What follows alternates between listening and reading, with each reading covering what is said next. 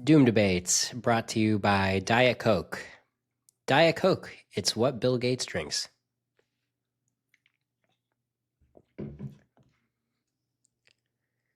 Let me just check if we're live on Twitter here. Boom, we are live on Twitter with a whopping 2 views from the Twitterverse. Hello, Twitterverse.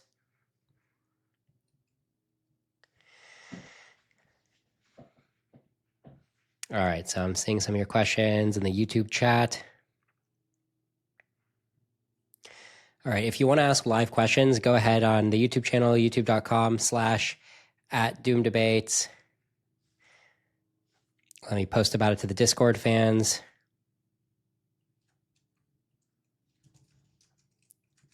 Yeah, by the way, this is something, if you guys are watching this, you're obviously super fans, so you may not know about this, but there's actually a Doom Debates Discord.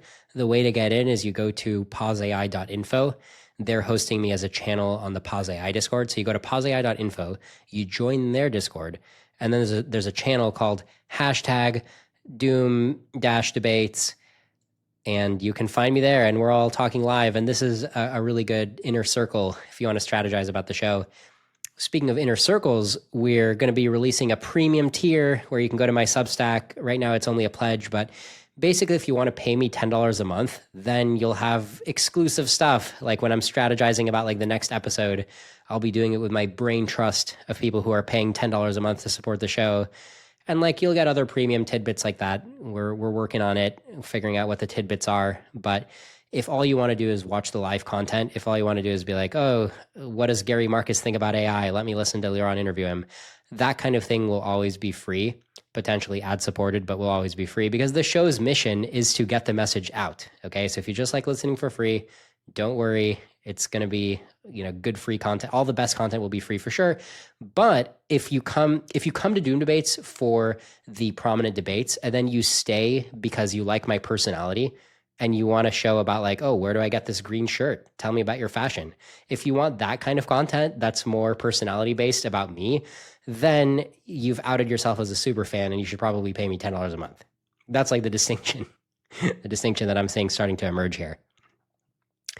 All right, let's see. I'm looking at the new question. So I'm going to be doing a live chat, and then I'm also going to be prioritizing questions that people have put up on my Substack, because if you're listening to this now and you haven't subscribed to my Substack, I highly encourage you to do that. You can subscribe for free. It's just a way to get my other content. And YouTube is known for screwing people. Sometimes YouTube just screws people over. So there's just a very realistic chance that one day I'll get a notification that my YouTube channel has been censored or whatever. And then that'll be fine because I'll have all of you guys on Substack and I'll just keep broadcasting through Substack. And Substack is not going to screw me because the CEO of Substack, Chris Best, he actually comes to the Less Online conference. So I can actually basically complain to him in person if Substack ever tries to screw me over, because he is kind of a less online community member. I think he goes to the Manifest conference. And yeah, and let me put in a plug for that conference too, because in 2 days, this Friday, May 30th, the Less Online conference starts, and you can go to less.online to sign up for the conference. Tickets are like a few $100s. If you want to go, I will see you there. If you want to represent Doom Debates, I will give you a free t-shirt. I'm printing some t-shirts to represent Doom Debates. All right. So I hope to see you guys Less Online in Berkeley. Really good conference. All right, let's check out some of these live questions. Somebody's saying, hold on.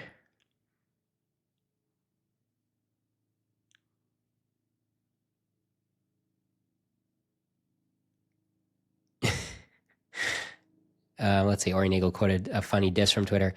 All right, let's start with Julian W. saying, what is your opinion on the Doomsday Argument or similar? Yeah, that's an interesting question. So the Doomsday Argument basically just says, look at the trend of population. If you look at world population, most humans that have ever been alive are alive either now or maybe like the last couple decades, because the population keeps growing exponentially. And, it's characteristic of an exponential curve. The thing that, you're looking at an exponential curve if you can always just take a constant number of time intervals and have that be the same as all the previous time intervals, right? Like the pond filling up at an exponential rate. It's like, how long did the second half of the pond take to fill up? it took like 1 unit of time, and then the entire rest of the pond took like however long. I don't know. Okay, that was a bad explanation. But anyway, so the doomsday argument is just saying humanity population growth is like on an exponential curve. And so if you're just naively asking, how long does humanity have based on this assumption that you're kind of plopped down at a random time? If I'm plopped down at a random time, then we can't be really, really early, because if there's all these humans alive in the future, then why would I be living in the present and not the future? Now you might be thinking, come on, this is just like a weird way of reasoning, but it's not a weird way of reasoning. This is just regular Bayesian reasoning. Regular Bayesian reasoning says that if you want to know the probability of a hypothesis, you do actually look at the probability of the evidence given the hypothesis. So famously, Bayes' theorem it tells you that if you want to know P of H given E, the probability of a hypothesis given the evidence, you do actually want to look at the probability of the evidence given the hypothesis. They are closely related. You just have to then make sure to multiply it by P of H. And then you also want it to divide it by P of E. So, there's some tweaks, but ultimately you can describe Bayes' theorem as hypotheses get more likely when they give the observed evidence a higher probability. And so the doomsday argument is actually very legit. It's saying, look, the hypothesis that gives your existence a higher probability is the hypothesis that you're kind of in the middle of the bell curve of human population. I actually find that pretty compelling. And at the end of the day, given that I think P doom is high, if indeed we all get wiped out, then even in retrospect, I'm like, okay, yeah, the doomsday argument didn't steer me wrong, right? Like the doomsday argument told us that we're probably about to get doomed. This dovetails nicely with what I'm saying about superintelligent AI. So, it all checks out. Now, don't get me wrong, right? Like there could be a million other explanations. We could be living in a simulation. We could just be lucky, right? So maybe maybe there's still another 99% of the population to go and we're only in the first 1%. But the idea that we're in the first 0.00001% and there's about to be, galaxies worth of humans, something is definitely fishy about that. I don't know. But then again, you have Robin Hanson with his grabby aliens argument. So he basically figured out that the existence of aliens in other galaxies actually makes it not surprising that we're early within our bubble of the universe. So I want to be humble about this, right? So even though the doomsday argument actually seems pretty powerful to me, I want to be humble to the idea that like maybe tomorrow I'll wake up and somebody can be like, no, the doomsday argument is actually stupid. Like the population's still going to grow anyway, even though that seems like an a priori unlikely hypothesis. So yeah, I think it's a very good question. And I don't think there's like a super satisfying answer short of saying like, yeah, it's a correct argument. All right. People in the chat are saying that the Twitter thing is down. So I probably can't fix it, but let me just take a minute to try.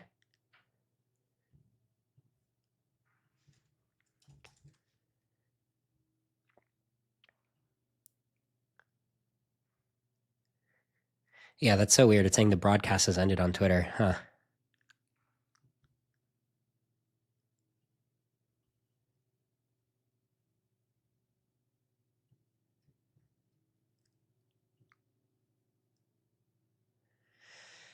Okay, I think the Twitter fans are just going to be out of luck. So I'm just going to post a link that the Twitter people can all migrate over.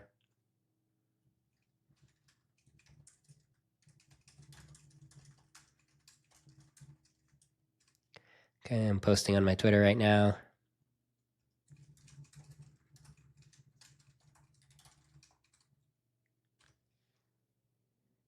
All right. Yeah, so the only comment I got here on Twitter is somebody named I know your mom very well saying, can you just shut the fuck up for once? I'm tired of hearing your fucking weasel-like head trying to sponge your negative emotions here and there instead of being a tiny, annoying bitch with this shit. Couldn't you do something more useful for people? Okay, I expected to click through and be like, he follows me. All right, I'm going to have to block for that. I don't expect any more productive commentary coming from this account, so I'm going to block. All right. So let's continue with the Q&A. I'll do one more live one, and then I'll go to the Substack. Here we go. So yeah, I'm just going to go in a random order because obviously I can't do them all in fire hose order. Somebody's saying, if Pause AI is misguided, what concrete plan would you propose to align AI safely before capabilities outpace control?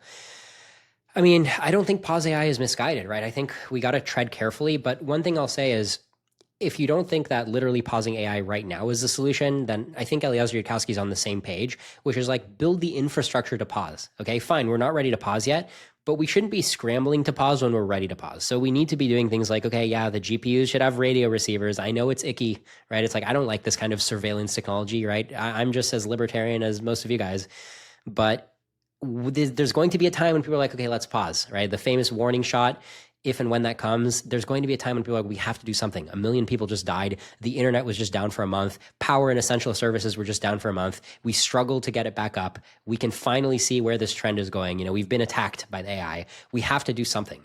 And maybe then they'll listen to the pause AI people being like, well, the last thing you want to do is to make them more intelligent. And meanwhile, all these companies are like hunkering down, being like, come on, we got to release GPT-8. Come on. The investors are waiting. They're expecting billions of dollars return. So at that point, we're like, sorry, the GPU training is no longer legal. It doesn't work anymore. We're going to come arrest you if you do the next training run. Humanity's not ready for this. So I think I would tweak pause AI now, and I would say build the technology to pause as soon as there's the democratic will to pause. There should at least be the democratic will to acknowledge that we might want to pause later. And actually, I think this is a very deep principle here, which is the probability that we're going to realize that we need to pause. This is actually, I've tweeted about this, which is the number one thing that the AI companies mislead us about is the idea that solving AI alignment might just be an intractable problem. What happens if solving alignment is an intractable problem? They never even bring that up for discussion. It's always like, yeah, we're doing our best. We're working on AI alignment. Hopefully it works. All we can do is to do our best while we build capabilities. And it's like, wait a minute. That statement pre-assumes that you're working on a tractable problem. If I told you alignment is a 100-year problem or just an intractable problem for humanity, the idea that you're going to work on it, that doesn't help. The only thing that's significant is that the capabilities part is bad. Now, even if they don't agree with me that it's intractable, they have to at least acknowledge probabilistically that it might be intractable. That's the part of the conversation that doesn't get a fair shake. Even if you're Sam Altman, you need to be giving a fair shake to the idea that capabilities are intractable. He just wants to start the conversation past that point. Start the conversation at a point, well, surely it's a tractable problem. And the only question is, how do you go about working on the problem? If he were to start the conversation at an honest point, admitting that alignment research might just be intractable to actually solve on the capabilities timeline. If he started the conversation there, you would have a plan B. All the AI companies would be like, oh, let's cut over to our intractable plan. The warning shot's gone too far. We admit that this is out of our hands. They can foresee. Maybe they don't think this is the 90% likely scenario. Maybe they think it's a 20% likely scenario. I think it's like an 80% likely scenario. Even if they disagree, as long as they don't think it's like a 1% likely scenario or 0% likely scenario, where's the plan B? Where's the intractable plan? And so that's why, when Pause AI is yelling to Pause AI, we're just saying, think about the 20% plan or whatever you think it is. Think about the scenario where we finally all get on the same page that it is in fact intractable. What do you do then? Aha, you trigger your plan for pausing AI. All right, scroll into the bottom here. All right, I'm going to do a Substack question.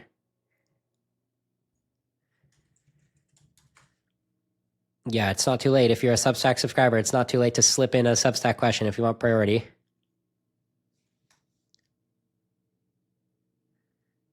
Okay, so somebody on Substack, Alfie PT, is asking, this isn't a question for the AMA, but I wanted to suggest you invite Luke Smith to debate. Not sure if you're familiar with him, but he has 200K plus subs and makes videos about Linux and philosophy. He recently made a couple of videos calling AI just an illusion of intelligence and repeatedly bringing up the Chinese room experiment, which got 100K views in a week. And as you guys know, if you listen to my Penrose episode, Chinese room experiment, I consider that a non-insight, a misleading non-insight. But yeah, so he's saying, here's a link to his video, AI is a nothing burger. So yeah, this seems like good meat for like an easy takedown. Like a lot of these takedowns just feel like very easy and obvious. Let me try a new feature here. There's a feature in the YouTube chat where I can do, let's see, I can do a poll and I'll do you think I should prioritize a Luke Smith reaction episode / debate? And you can either say yes or no. All right, type in your answer now in the YouTube live chat poll feature. And if let's set the threshold here. So let's say if I get, and keep in mind there's an opportunity cost, right? So you're basically saying you don't want to see something else that week. All right, so let's say if I get 75% yes, then I will do it. All right, so I'll let that bake. All right, next question here. From watching your channel, it seems to me that arguments against Doom are extremely weak. All right, thanks for the feedback. Against Doom. Okay, I thought he was talking about me. All right, so that's fair. I agree with that. Do you have any advice on how to steel man them? This is so I can be better prepared when trying to discuss the issues with others. Yeah, fair question here. So how do you steel man the other side? I mean, I do struggle with it. When I think about like what's the most likely explanation of why the other side is right, it's just like things muddle through and the intelligence explosion is just really, really slow. I guess the best thing that can happen for the other side is if it just turns out that the universe, what I call of like headroom above human intelligence, like, yeah, there's some headroom, but it just looks like doing things that humans understand faster, but it's not like way faster. It just kind of like plateaus out. And like, yeah, they'll make nanotech, but it'll take like many decades and the humans can just follow along every step. That's kind of the holy grail. I think that's unlikely. I think they're starting to pull away. It's like, I think it's becoming hard to review every step of the thinking, but they're still in that region where we can actually read a transcript of their thinking and we can be like, okay, yeah, I can follow this. I'm slower than them. I'm like 5 times slower, but I can follow. But I think if you give it another couple of years, it's like, okay, well, I'm like 50 times slower. And it's just like, you know, how much time difference, how many orders of magnitude of time difference before it's like, okay, yeah, Einstein could follow your step-by-step thinking, but it's just like, you know, you're outpacing them, right? It's like, I mean, if you, it's like if I know I like to bring up Elon Musk here, but imagine like a day in Elon Musk's life. If I got to sit down with Elon and spend like a month getting like a full brain dump of like everything he achieved in that one day, and then, you know, you relive that day with me in the shoes of Elon Musk, but he's given me all this preparation for that one day. Could I act out a day on Elon's life to like run all his companies? I guess, right? But it's just like, but the time scale is just like not relevant, right? So like, and realistically, I'm just not going to be like Elon level powerful. Okay, so in the poll here, people are saying it's a 52% yes in terms of prioritizing a Luke Smith reaction. So it's not like a wildly positive response. And I think you guys, like I said, you're factoring opportunity cost, right? I think we all agree that if I could just magically convert like $50 of my money into making this episode exist, I think we all think that it would be cool for the episode to exist. But it's just like out of all the other debate priorities, I just don't know if I can get to it. But it could also be like a palate cleanser because it sounds easy to do. All right, I'm ending the poll. Yeah, so in terms of like steel manning the other side, yeah, so I guess like, you know, headroom above human intelligence, maybe, you know, that seems like one of the most promising areas, even though it doesn't seem that promising. But I think that's where my intuition is going, just like a world where like you have these superhuman Einsteins running around, but like for whatever reason, there's still like low tech ways to like exert power over them. So like, yes, you can think 50 times faster and smarter than me, but I can still turn you off. You still take orders from me, and I can still, maybe I can even do some moves that surprise you. Like you somehow don't know exactly what I'm going to do. I still have some power somehow. That's like what my intuition says could be like the best case scenario of like a non-doomer world. But my rational thought is just saying that it just doesn't seem that likely just in terms of perspectives, right? This is the way my brain naturally works, is just like order of magnitude, right? Like a piece of meat in your head as a source of power, it's good enough to give us like tons of power over the animals. I just don't see why something way more powered than this piece of meat we have in our head can't just have power over us. Like it would be really weird to me if it's like, nope, like the ultimate version of what natural selection barfed out in our heads. No, the ultimate engineered version of that is still only a little bit higher than us. I just don't really see it as a matter of order of magnitude, right? There's so many orders of magnitude above what we're achieving. It's a little bit like saying like, oh yeah, plants, you know, plants grow pretty fast. I can't imagine an organism being able to outmaneuver a plant, right? And then you get like animals walking around the earth and like just ripping the plants out, right? And it's like, oh, okay, I guess there were just multiple timescales of like how you can operate above plant, right? Even though it's pretty cool. I mean, if you watch a plant and you speed up a plant growing over the course of like a couple months, it's like, oh wow, yeah, the plant is like tilting toward the sun. The plant is like very dynamic, right? It's plant is making moves over here, but you know, it just does. It's irrelevant on the timescale of animals. Okay. All right, let's take some questions from the YouTube chat.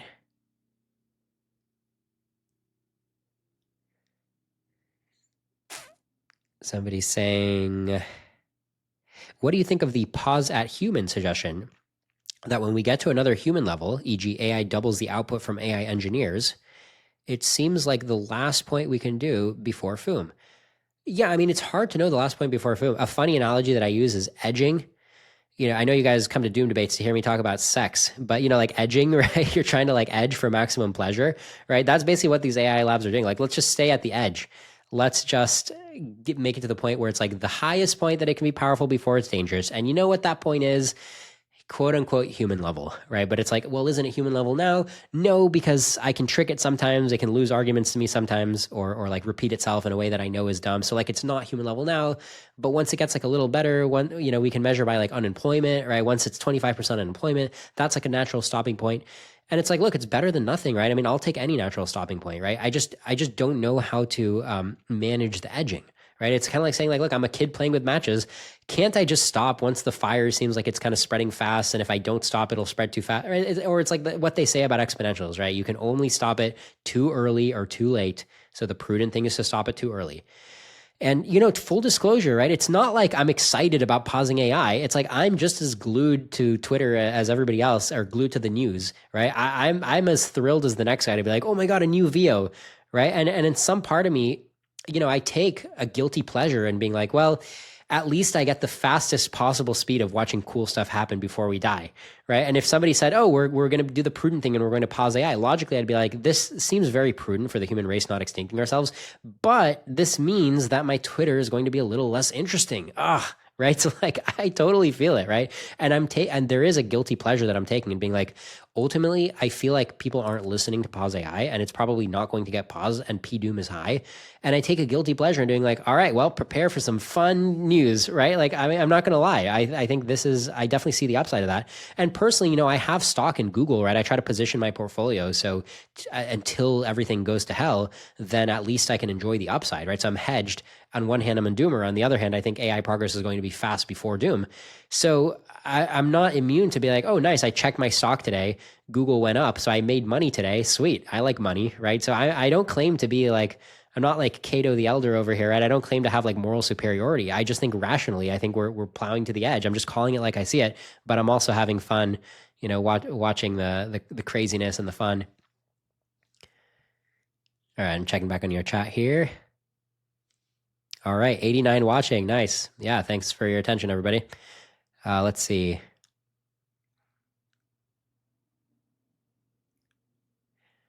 People are suggesting that I start a Twitter Spaces. I think that would be fun to do at some point, yeah. Somebody's asking, do you know who Daniel Schmachtenberger is? If so, any thoughts about his views, and would you consider having him on? I've definitely heard of him a couple times, but I forgot what his views are, so I'll have to look into him. Let's see.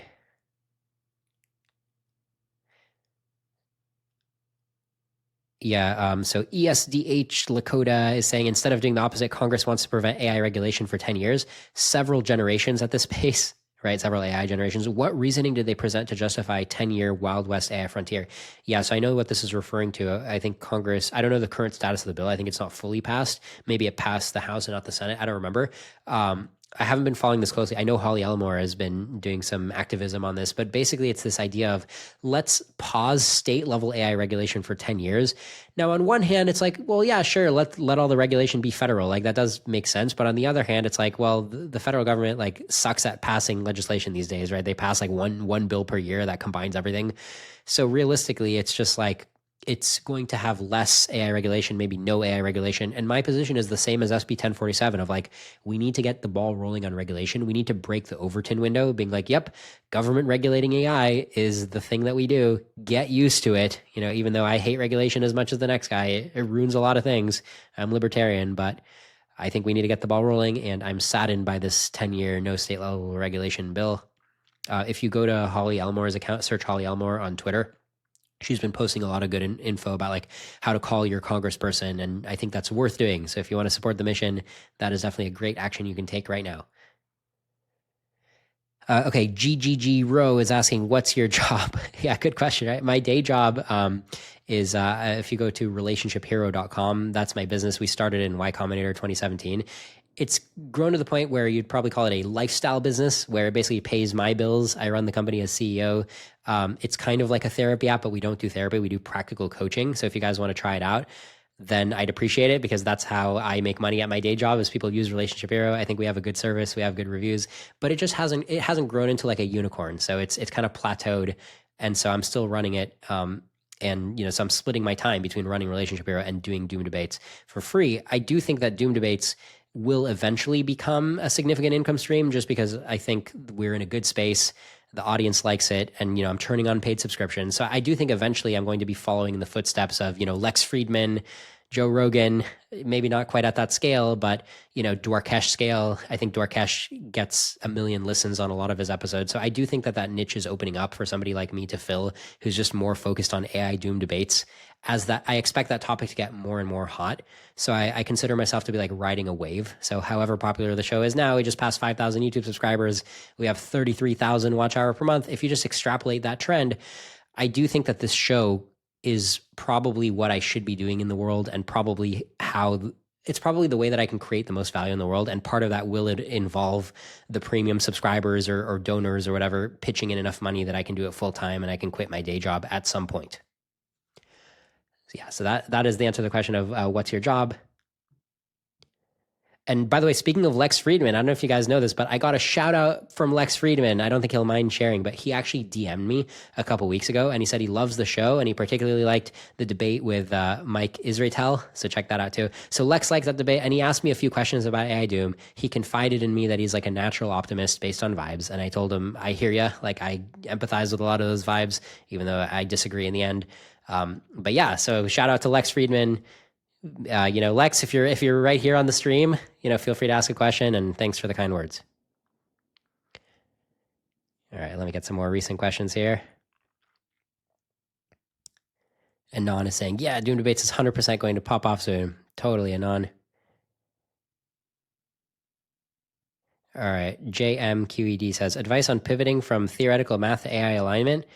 So I think, look up like MATS, right? I think MATS, I think MATS is a program that takes in people like you and teaches them how to work on alignment. There's a bunch of programs like this run by very smart people.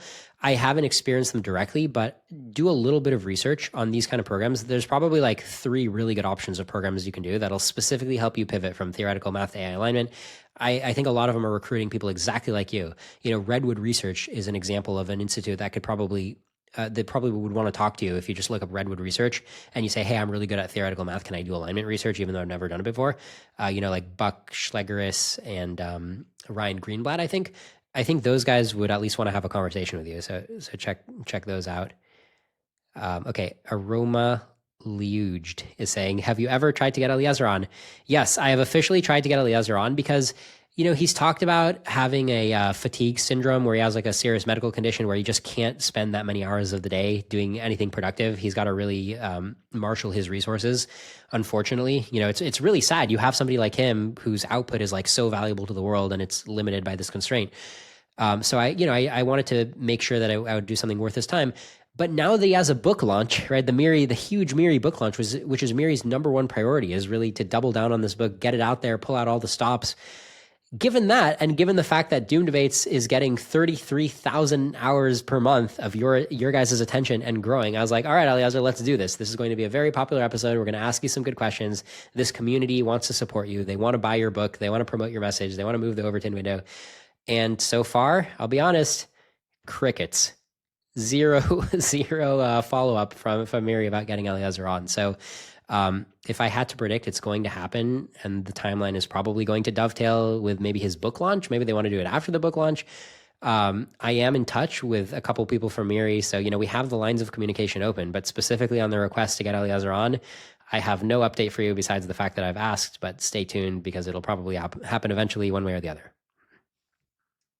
Now that said, if you guys want to get your Eliezer fix, the 3-hour interview that he did on another podcast, I forgot what the other podcast was called, Robinson's podcast, I think. If you check that out, it was released this week. I definitely think it's worth your time. A lot of people are saying it's one of the best interviews he's ever done, and I agree because he comes off almost normie. Like, he's definitely very much Eliezer. He's definitely doing like the classic Eliezer concepts, but like the way he's talking, I feel like he's not being as weird as he usually is. Like, to be honest, I feel like he's being like a better, more amicable guest than he usually is, which I think is great. It's great when Eliezer, who's like the source of all the ideas, it's great when he can come on a show and create that more normie style impression, that people generally want to see. I don't see it as like something that he should have to do. The analogy I use is like, you have Werner von Braun, right? You have the genius behind the war effort once the US recruited him. You've got this genius who's building these rockets, the genius behind whatever, the Apollo program. and you're sending him to the front lines. You're telling him to hold the gun. Really? You don't have other soldiers. You need Werner von Braun to do it. So for me, that's like tragic that he's even doing the podcast circuit when like his comparative advantage is just like teaching us the wisdom in the first place. But given that that's how the world is, people like to hear from the source, and it is what it is. He is doing PR. Then it's nice to see that he's doing it better. So yeah, I do highly recommend that interview. I got something out of it. You may be wondering, what did you get out of it, Liron? What's the takeaway? One of my takeaways is just the way he's answering the questions about like, what do you think about current AI? What's your reaction to it? Should we be scared about current AI? And he was very crisp and clear. He's like, it's not smart enough yet. So when I look at current AI, when I read the current research papers about how like the baby tiger is lunging for your throat, all I say is, okay, it's not smart enough yet. And I'm just waiting for it to be smarter. And at that point, it'll be extremely dangerous. So, very crisp and clear message. All right, now I will pull another question from the Substack. It's all about subscribing to my Substack, guys, which you can do on doomdebates.com. Okay, Vianney Petit is asking, I understand AI doesn't have to be conscious to be dangerous, but I don't often hear you mention the ethics of enslaving conscious AI to serve us and or stay aligned with our interests. Is that not something that worries you as well? Yeah, the ethics of enslaving conscious AI. Yeah, and you could even argue that O3 or whatever models we have today, you could even argue that they're already conscious. I don't think people can confidently declare that when O3 is helping you out and doing tasks, it's definitely not conscious. I don't think anybody can be that confident about it.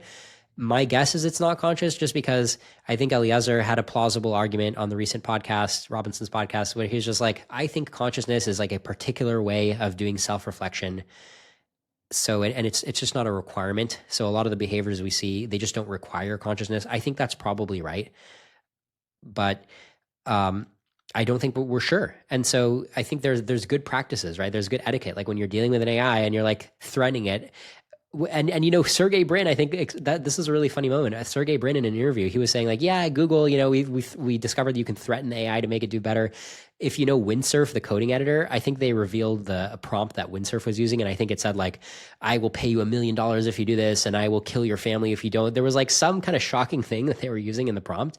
And look, if the AI is not conscious, then whatever, right? It doesn't matter. It's like naming your variables. It's like talking about like killing a process in the computer. Yeah, you can kill a process. It's fine. It's just bits.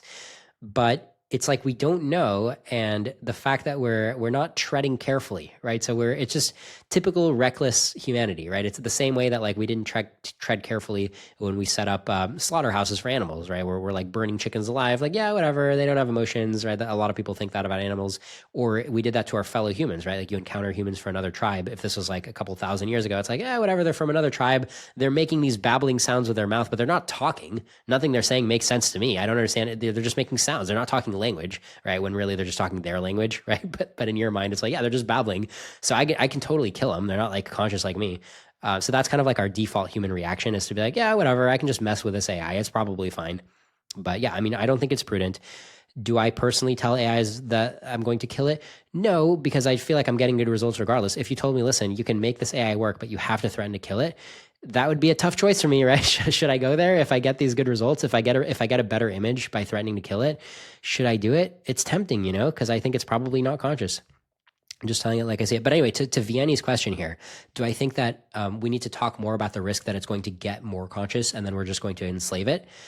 Yeah, I mean, that is one of the risks. It's just you got to prioritize, right? Like there's all these different problems that can emerge. It's like one problem of like, oh my God, deep fake nudes. What if you could just make nude pictures of people and distribute them? It's like, yeah, somebody should worry about that problem, but it's just like, there's so many bigger problems than that. It's like, I'm happy to let other people worry about that problem, because if that is the only problem, it feels like a temporary problem. Like, yeah, we'll be living in a world where we're creating these hellish lives for these conscious AIs for a few years, and then we all die. I'm just tempted to focus on the we all die part, but if somebody else wants to focus on the consciousness part, and, I think Anthropic recently hired a department. So they have a few people whose explicit goal is to like worry about the AI's well-being. So great. I'm not opposed to that. All right, let's check out the live chat here.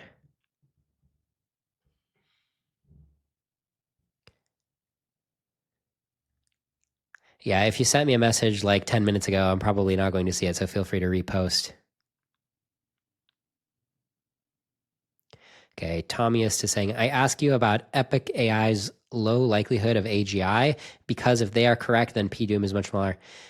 So all I'll say about the Epic AI, so I recently heard a few weeks ago, there was that Dorkesh interview. I think it was like 4 hours long, and it was with, I think, Ege Erdil. I think that's how you pronounce his name. And there was another guy too that I forgot his name. And I think my general reaction to the Epic guys is just like, they're smart guys. They just seem to like be super uncharitable to the Doomer argument. Like they don't seem to represent it well. It probably does make sense for me to have them on the show. I think it would be a good conversation. I would have to do a little bit of research about their views, but I just felt like I felt like my views were uncharitably represented in that discussion. That was my takeaway. And it's hard to get a lot of value from a discussion where I feel like they're not passing the ideological Turing test. Like they're not really, I'm not really identifying with the views that they claim I have, or like the weak case that they're making for the Doomer side. All right, somebody's reacting to that with a party sign. I'm glad you like that. Okay, let me see more questions here.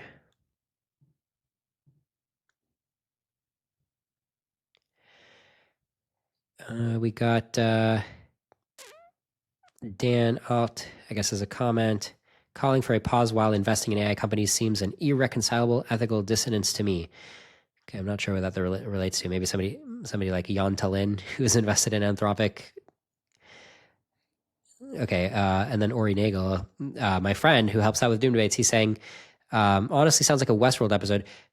Speaking of Westworld, if you guys are seeing the new VO videos, right, with the AI characters like talking about how they're just characters, but they're like, they live live. Man, I love that video that came out. I think it was by a guy named Hashem something on Twitter. I think he wrote the script, so he's kind of like a genius maker of these new AI movies. But like there was this amazing video. I recommend everybody watch it. Like I ended up watching it multiple times, even though normally I just like scroll past it. I don't really take the time to watch it. But this one, it's so freaking good. It's just like a bunch of AI characters who are they talk about something called prompt theory, where they're like, yeah, people claim we're just made out of prompts. I don't believe that. But they're like AI characters who are totally made out of prompts. And then there's like all these different characters. There's like a comedian at the end being like, yeah, prompt theory. I'm sorry to tell you guys, prompt theory is real. We all used to have 7 fingers. Now we have 5. And it's like a perfect setup of like a real comedian in a nightclub, like totally believable. Looks like somebody took out their iPhone camera and shot it. It's just a bunch of different characters doing a bunch of different scenes because VO limits you to like an 8-second scene. It's like so freaking good. Like the script is like really good. So I highly recommend watching that. But then to Ori Nagel's comment, Westworld, I didn't actually watch Westworld, but I understand the plot is like you have these super realistic robots who are really like humans, but then you like lose your empathy because you just get used to like shooting them or, just treating them as inhuman, even though they totally present as human. We're totally getting that with VO, right? I mean, imagine like a deep fake, right? Where you just want to imagine you're having sex with somebody, right? So you just turn them into like a sex slave and it's like a totally realistic Westworld video, right? Or if you're like a murderer, a serial killer or whatever, right? Now you can make a VO video where it's like you going on like a rampage and like killing people from your life, right? I mean, I'm just being realistic here, right? Some people want to do that kind of thing. And this is like Westworld level videos. I mean, the quality is like, okay, not 100%, but it's like 99% perfect. It's like somebody described it as we're past the uncanny valley. So Westworld, if you put on your VR goggles, maybe, not in the real world, the robotics, the skin over the robot's face isn't that good in real life. But if you put on your VR goggles within, months or whatever, you have full on Westworld. It's crazy stuff. I mean, they walk and talk and act and they say things exactly as a real human. I mean, we're crossing an important threshold here. We're crossing the Rubicon.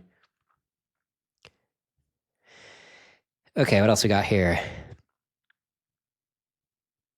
Ming/OutplayedX was saying, I don't think replacing OnlyFans is a concern. Losing more folks like my mother to a fire hose of falsehoods like mis and disinformation remains one of my greatest near-term fears. Yeah, I mean, I think that's coming too, right? Is because we're in this Westworld era, we're past the uncanny valley. There's just going to be like misinformation. And I know people, like my coworker said that she was one of the victims of this like ransom call where her parents thought that she was calling them saying that she needs money. I mean, this stuff is definitely fast approaching, and I'm not like super worried about it. I'm somewhat worried about it. I think we'll just keep making solutions. And I personally think, I tweeted about this a couple of days ago, I personally think that proof of humanity is going to be a thing soon, because the critical threshold is going to be, you get on a Zoom call with me and you really just have no idea if it's me or an AI, right? Because the AI could just be like, it's me, Liron, you got on a Zoom call with me, but it's just not. And it's like, what are you going to do? How do you know it's really me? You could always just be like, whatever, maybe it's Liron, maybe it's Liron's agent. I'm just going to have the conversation, same effect, same net effect. But I do think that a lot of the time, even in this live stream, right? How do you know the live stream is not an AI of me? And maybe you prefer it to be the real me. So how do I tell you that it's the real me? Well, if you look at WorldCoin, right, the orb, they claim that they're solving this problem, but I actually think that they're kind of full of crap. I don't actually think WorldCoin solves the problem, because how does it solve the problem? Like I scanned my iris, let's say 2 months ago, right, and I have a token, and now, okay, this conversation, I'm digitally signing the conversation with my private key that I got when I scanned my iris. Okay, but so what? How do you know it's not the AI digitally signing the conversation? How does WorldCoin help? I think the only way WorldCoin helps is maybe if I have the orb at my computer right now. And so right at the start of this call, right, I pull out my orb and it's like, look, I'm scanning my eyeball. And look, the orb on my behalf has now posted a digitally signed message on the orb ledger, on the WorldCoin ledger saying, yep, I just scanned the eyeballs that match Liron Shapira specifically. But even then, you have to trust that my orb isn't hacked. So now you're trusting the entire security on the idea that I have a legitimate orb device and nobody has looked inside the orb and reverse engineered the private key that the orb is using, which I think if this becomes a valuable use case, somebody's just going to hack whatever signing key the orb is using. And so now even this whole video of me getting my orb scanned could also be AI, right? So how does that help? I actually think this is a damning case against Sam Altman, that he's pitching WorldCoin as if it's some kind of proof of humanity that's going to help the future, when it's totally not. I think Sam Altman's getting hustled, or he's hustling us. If you want to know what a real proof of humanity looks like, I think it looks like the idea of a notary. So let's say I want to tell you that this live stream is genuinely me when it could be the AI. I think what I need to do is call up a notary service, and I think notary services are going to expand. It's probably actually going to be one of the main ways of employment. It's going to be the new Uber, the new DoorDash. So the nearest notary is just going to be some random old guy on a pension who just lives down my street. He's part of the notary network. He just walks over to my house, comes in the door, and looks at me, like touches me, like, yep, I'm talking to a flesh and blood human. Is it Liron Shapira? Probably. He showed me his driver's license, so it's probably Liron Shapira, but whatever it is, it's a flesh and blood human in this setup. He takes a photograph and uploads it, through his phone. And now, look, somebody who's part of the physical notary network has taken a photo with his phone. The only way to have that phone is to be part of the notary network. And if they ever catch that guy abusing the notary network, he gets kicked off the notary network. So you have a human-to-human trust network, which, yes, it can go awry sometimes, but it's analogous to certificate authorities, right? Like when you visit a website and it's like, yep, this is genuinely HTTPS Amazon.com. Why? Because it has a certificate. Who issued the certificate? A certificate authority. Maybe there's a hierarchy of certificate authorities. That's how it's going to work with a physical notary network. And so when you watch the stream, it's like, yep, Liron is, maybe the stream isn't Liron, but I know that a guy in the notary network came over to his house, verified that he was sitting in the studio right now. And so, yes, maybe he cut over to an AI. Maybe he walked out of the studio and cut over to an AI. But there was a guy who looks like this, sitting in a chair, who is a flesh and blood human that was verified by another flesh and blood human. And that's as much proof as humanity as you're going to get. And actually, maybe the old guy can actually just stand there throughout the duration of the stream. And it could be like, listen, whatever stream you're watching has a close correspondence to what I'm seeing now in terms of a flesh and blood human. Could the stream actually be delivered from somewhere else, or from some other data center? Yeah, there's always shenanigans I can pull, but I think in practice, the key part of what you're going to see in terms of proof for humanity is what I'm telling you now, the flesh and blood network of notaries. That's my prediction. I tweeted it out. I said that I think 1 billion people are going to use a network like this by 2027. So if it's 2028 and WorldCoin is big and nobody's using this kind of flesh and blood notary network, then you can go ahead and call me out on having a wrong prediction, because I'm like 55% sure, maybe not 1 billion people, but I'm 55% sure that this is going to be like a mainstream way to identify yourself, and WorldCoin won't be. Yeah, and by the way, if you guys think that what I'm saying sounds accurate, feel free to put a reaction or whatever, right? So I can gauge if I'm making sense to you guys.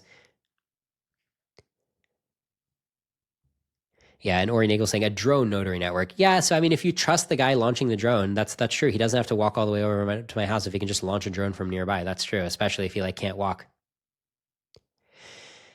All right, let's see what else you guys are saying in the chat here.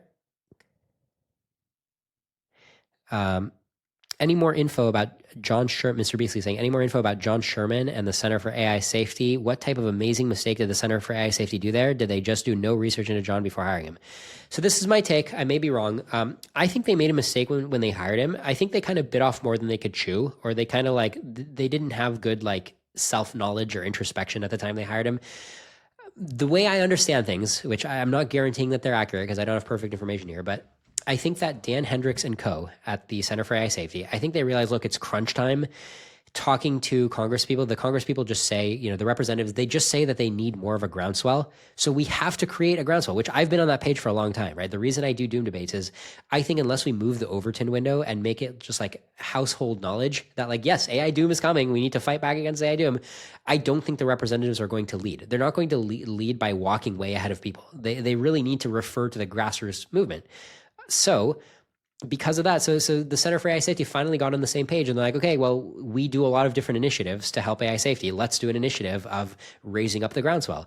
Oh, John Sherman, he's actually on the forefront, right? Peabody Award winning journalist. If you don't know John Sherman, go to youtube.com/ I think it's @4humanity AI risk, I think is his YouTube channel. So look for Humanity. So that's his podcast. So the Center for AI Safety was like, yeah, let's hire this guy. Let's actually empower him. I think they were talking like 7-figure level budget over a few years or something, like very significant budget. They were treating him very seriously, as they always do. They're serious people, huge respect for Center for AI Safety. So they really were like rationally saying, yeah, this is a good movement. But then, as Nirit Weisblatt pointed out, sometimes John gets a little edgy and he says things that, really he shouldn't have said, that people should burn down the data center. Specifically, he said something like, if people knew what was going on at these AI companies, they'd want to burn them down, which I actually, I don't think that statement is too bad, because it's not saying, hey, everybody listening to this podcast, take out your weapons and go attack somebody. I don't think anybody interpreted it as that call, because you don't see anybody saying, really, John, you really want me to attack? Don't you think that's a little extreme? Like, there's nobody asking a clarifying question as to whether or not John was telling them to attack. And there was no, but you can imagine, okay, somebody who's mentally unwell is reading, they're schizophrenic, whatever. They think John is whispering to them or whatever. The logic behind claims like that is like, look, yeah, everybody would burn them down if they knew it was happening. Ergo, we should just pass a law to make it illegal. If everybody knew what was going on, we wouldn't break society down. We would just use the tools that we've developed as a society to shut it down.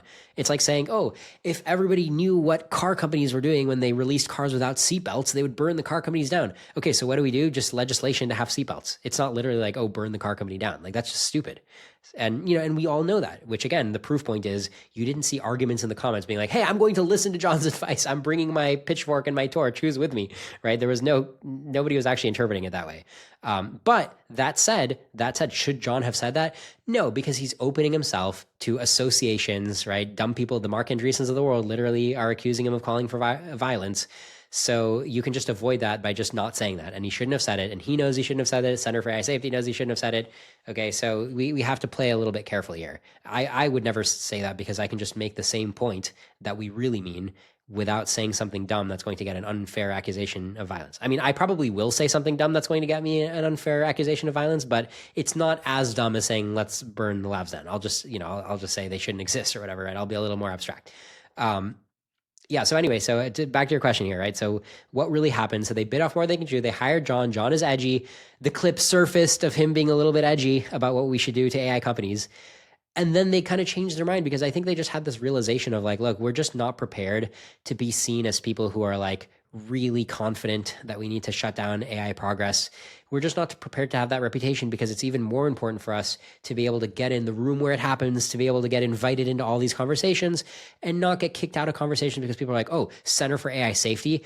Aren't those guys, those zealots, those hardcore extremists who just want to burn AI down? I think the Center for AI Safety just realized they have to play the middle. And normally I would be like, come on, that's just a pipe dream. Rationalists think of themselves as playing the middle, but they're really just being chicken shits. So like every rationalist is like, I'm a neutral entity. I don't take a stand. When people think about me, they just think about a neutral voice. I have the credibility to be in any room, but really the only room that they're in is their mom's basement. Right? Like they're not really getting invited to any halls of power whatsoever, right? They're just sitting there being a chicken shit, like never tweeting anything that anybody wants to read or get value from. So that's like the typical rationalist position. If you're actually in the Center for AI Safety and you're saying we need to play the middle, that is one of the rare cases where it's like, okay, fair enough. You know what? You just shouldn't have hired John Sherman. You're right. Like you should have just spun off a new institution, hired John under a different brand, not a brand that tries to get in the room where it happened, and had the best of both worlds. But you didn't. You hired him to the Center for AI Safety, and you should have known this was going to happen, and you effed up on the day that you hired him. And your communication was chicken shit, but maybe that's optimal. Once you realize you make a mistake, maybe backing out in the manner of a chicken shit probably was the best move that they can do under the circumstances to fix their mistake. So like, look, the fact that they didn't like reply to my tweet, maybe it's like, yeah, we're like Homer, right? Retreating into the bushes, you know, that meme. We know we effed up. We just want to end this. We don't think this is worth replying. We just want to pretend this never happened and go back to trying to interact with politicians. I think that's fine. Now, if your name isn't Center for AI Safety, if your name is Miri and you're trying to pull a playbook like that, give me a break, right? I said this on my show. If you're Miri, just own the position that you want to pause AI, right? And this is like, I think 95% of people who think of themselves as communications people, just be authentic, just say your position. In the specific case of Center for AI Safety, they've done so much good work that you can call it like centrist AI research. Like, look, we just call it as we really are neutral, okay? We don't have a specific position. We've said stuff that disagrees with Miri. We've said stuff that disagrees with AI companies. We're really playing the center. And the truth is that like in politics, I'm not exactly a political mastermind, but I know enough to tell you in politics, when there's a bunch of different factions, if you can get yourself in the middle, you do actually have a lot of leverage. Right? It's like in the House of Representatives, right? Remember like Susan Collins or Murkowski, right? Lisa Murkowski, like, or who's that guy that the Democrats had on Manchin, right? So you hear about the halls of power where you just have this power player who just happens to be split in the center, you know, like the keystone of the arch, right? The keystone of the arch is like this tiny little stone that has so much leverage over the stability of the arch. Well, similarly in politics, you know, if you're playing the center, you can have this crazy amount of power. Like Joe Manchin, a random Democratic senator who normally you wouldn't think about him much, but he happened to be in the center, right? He happened to be the tie-breaking vote on a bunch of bills.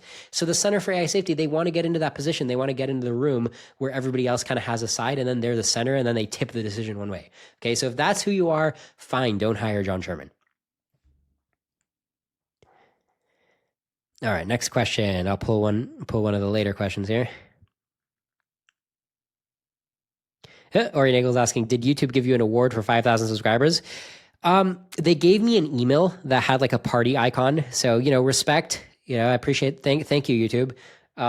But you might be wondering, what is this thing behind me? So let me show you this bling.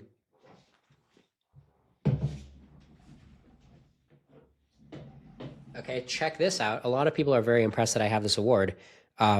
This award says, presented to Doom Debates for having a high P of 100,000 subscribers.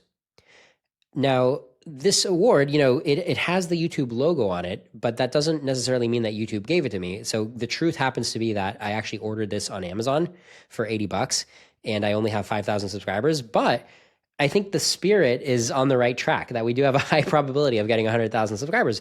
And I don't think it's dishonest to just have this sitting in the back of my podcast. I mean, just because it's too far away for people to read the caption, you know, that sounds fine to me.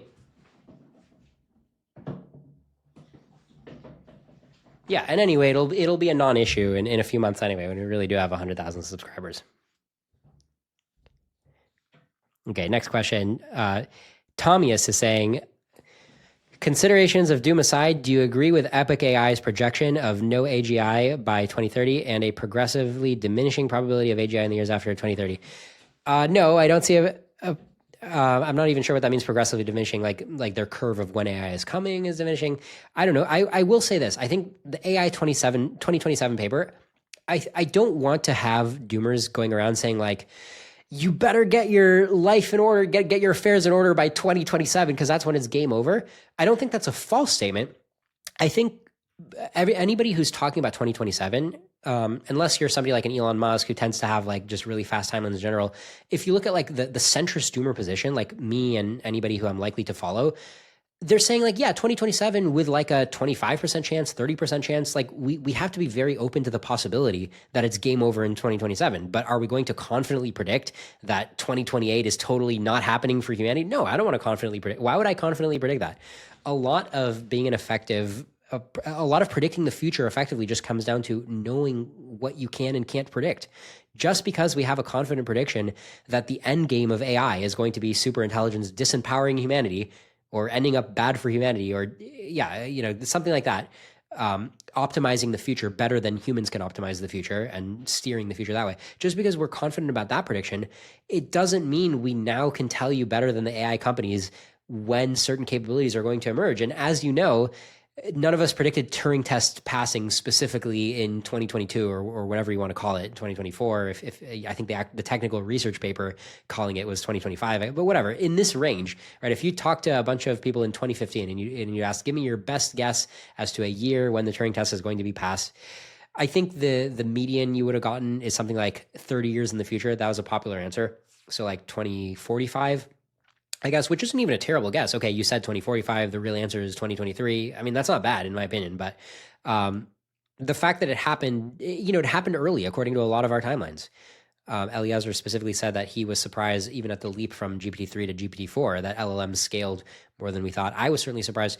There is an Eliezer victory that he likes to claim, which I think is legitimate, which is in 2021, there was a pretty prominent paper. You guys probably don't remember this, but there's a pretty prominent paper by some organization. Was it one of the effective altruist organizations? I forgot which institute put this out, but it was a paper being like, here's a bunch of reasons because of like evidence from biology of why we should think that superintelligence is 30 years away.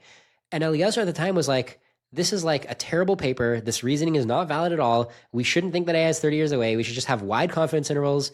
It could be later. It could definitely be a lot sooner. We shouldn't be surprised if it just comes a lot sooner. I think Eliezer should take a pretty big win for making that statement. I was on Team Eliezer. I also found the 30-year arguments unconvincing, and I also had wide confidence intervals. So that would be an interesting exercise to look that up. It shouldn't be too hard to find. But there were a lot of people being like, come on, Eliezer, these are good outside view arguments. And he's like, no, they're not. And he wrote up like a dialogue being like, this is, the person in the dialogue making the argument. He's like the simplicio. He's like the idiot.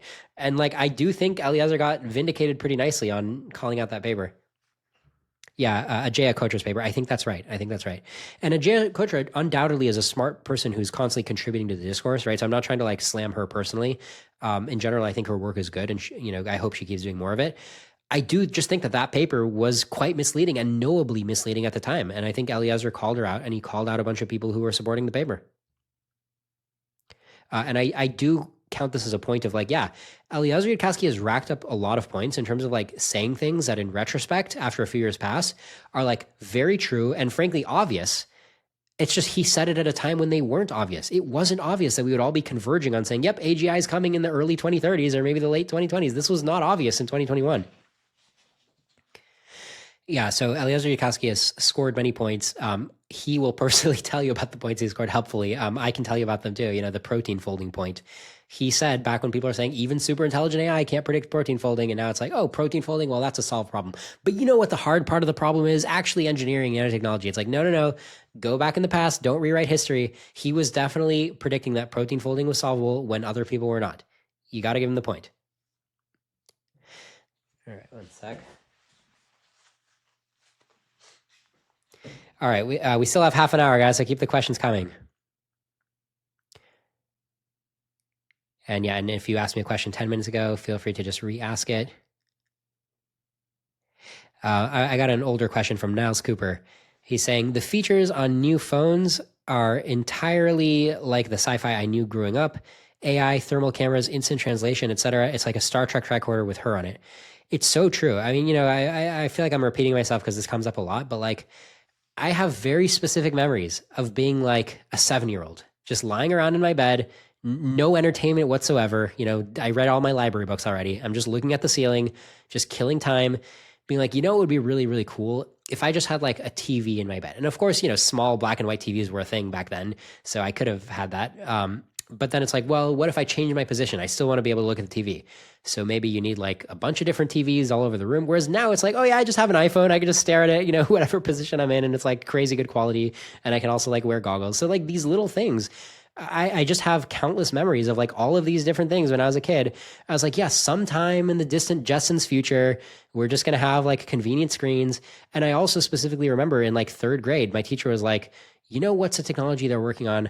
A video phone. It'll be like a phone, but it'll have video. And it just seemed like Jetsons technology, right? And now it's like, and I even remember the teacher was like, but they're really going to have to work out the problems with the technology because somebody calls you on the video phone and you're naked. What are you going to do? There's going to have to be some button where you accept the call, right? It's just like, and now it's like, duh, right? It's like, this isn't even, why are we even talking about this, right? Like my kids are growing up FaceTime natives, right? Like they just, they take it for granted. And like, I give my son like, hey, look, I just set up a new iPad for you. And like, yeah, all the things you've seen me do on my phone, you can do it on this too.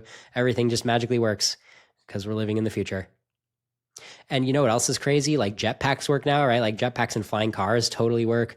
Drones totally work. Like I remember when this stuff was like hopelessly in the future. It's crazy. You know, like even Inspector Gadget, remember like the thing in his backpack pops out and he like flies around with it.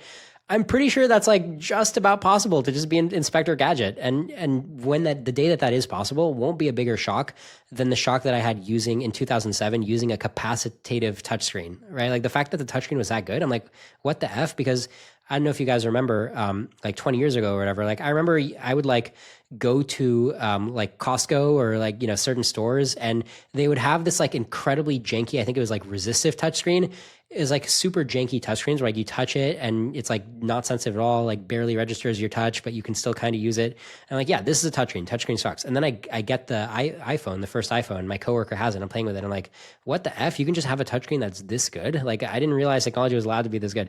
So anyway, yeah, one of my favorite themes to dwell on is like living in the future. And again, you know, to relate it to AI Doom, right? Extrapolate. If I have this experience of growing up and having all these technologies just seem like in the distant Jetsons future, and then it's like, oh, nice, you know, I'm becoming middle-aged now, and they're just here, and then there's like more technologies coming. What do you think the more technologies are going to be? Something that's also from the Jetsons future, right? Extrapolate. Okay, well, that's why I'm not going to be surprised when the AI is like, hey, look, I built Mirror Life, right? Like I got some humans to do my bidding, and I built Mirror Life. That's not going to be a surprise to you. I'm going to be like, yep, this is like a mainline Doom scenario that the AI does this. All right, let's get some newer questions here. Oh, nice. Haiku is saying, I have meetings set up with 2 state-level congresspersons. All right, round of applause for Haiku. That's great.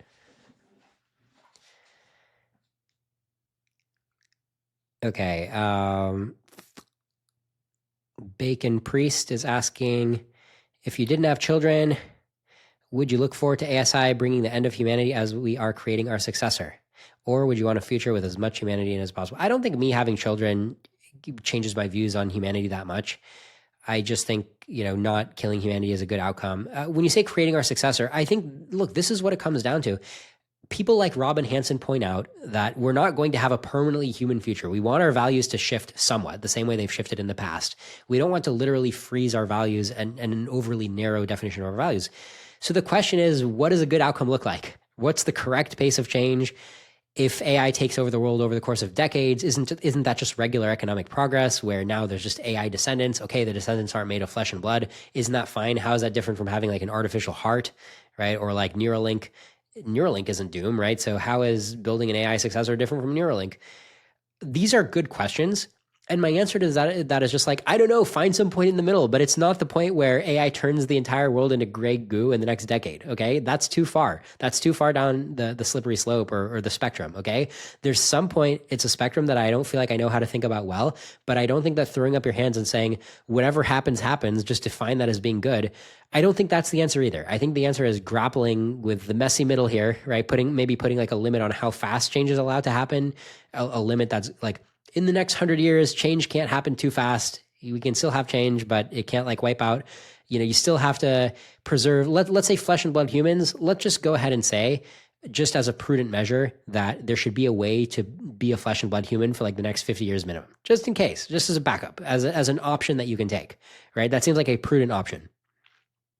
And then after that, can we have AI descendants? Sure. I just think that if it all happens really fast, if you just say whatever happens, happens, and it can all happen in the next 5 years, it just seems like you're not going to get the outcome that if you had a lot of time to reflect, you would really think that that's a good outcome. Even if you're Robin Hanson, I even think that Robin Hanson may feel a pang of regret if this outcome is what's happening.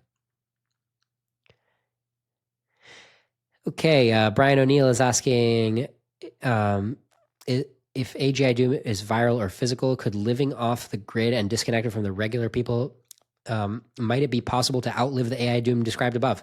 Well, this is an interesting question just because we know Sam Altman has a bunker. We know Mark Zuckerberg has a bunker. I think Peter Thiel has a bunker. And there was a pretty shocking quote from Ilya Sutskever that came out. Remember Ilya, co-founder of OpenAI, he has his own AI company now. Ilya famously told people to feel the AGI. Ilya famously agreed that Sam Altman was not a good CEO. He was too shady, basically. So Ilya Sutskever recently, a quote came out, I think maybe from private emails, where he was saying, yeah, we should all make sure to build the bunker before we release like the super intelligent AI. But he was kind of saying in the context of like, yeah, my bunker, your bunker, Sam Altman's bunker, like we elites, right? We AI builders, we need to put ourselves in the bunker when we release this. And, I don't like to play gotcha, but there is like some hypocrisy here, or like there is a missing mood. Like there's something not right here. I think if you're listening to the show, you probably agree. Like there's something not right from us joking about lights out for everybody, like knocking that possibility around, like, haha, but also let's race to build AGI. And so I do think that it was like disturbing. I mean, personally, it didn't affect my day that much, but like, I do think that it's worth bringing up as being like, look, Ilya Sutskever, he's a great guy, but there is this cognitive dissonance when he's like, haha, better get in my bunker before I really say, I'm just kidding, the AI safe. Is it safe though, Ilya, right? Are you actually helping society, or are you actually vastly net negative for society? And I lean toward him being vastly net negative. It's kind of, he's what you might call grin fucking society, right? He's like, or it's like when people who don't like Donald Trump say, but he's so nice in person, right? It's like Ilya Sutskever, he's so nice when he's like recording videos about telling you should feel the AGI and like approach it prudently and respect it. But at the same time, he's building it and he's acting like, look, in the end, you got to build it. So, I see a contradiction there. I see myself, I wouldn't call it grin fucking, but he's more like, I don't even know. He's got like the mask or the LARPing as somebody who's prudent without actually doing the protocol of somebody who actually is afraid that we're doomed. I see a contradiction there.